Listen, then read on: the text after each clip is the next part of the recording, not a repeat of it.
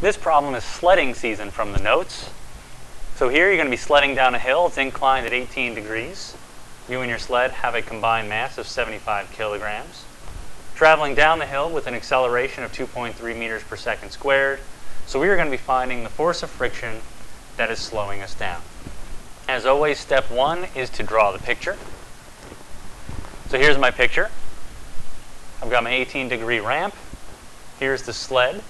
Force of gravity parallel goes down the hill. Friction goes up the hill.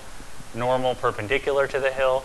And gravity perpendicular, down perpendicular to the hill. I wrote down my mass, 75 kilograms, and the acceleration, 2.3 meters per second squared.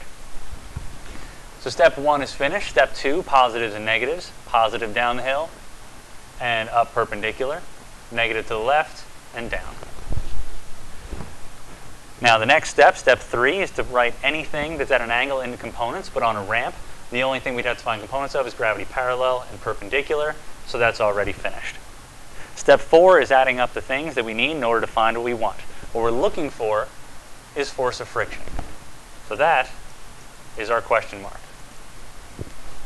That's in the x-axis, so that's where we're going to start. Writing down our equation, our positive force in the x direction is force of gravity parallel. We have a negative force, which is force of friction. We're out of forces, so that's going to equal m times a for this letter. Now we're going to solve for force of friction. So to do that, we would move gravity parallel to the other side, and I'm going to switch around the signs. So I would get friction equals force of gravity parallel minus ma. From here, we can plug in our numbers and solve. Force of friction, gravity parallel, the equation for that is sine of the angle, which is 18 degrees, times the mass of the object, which is 75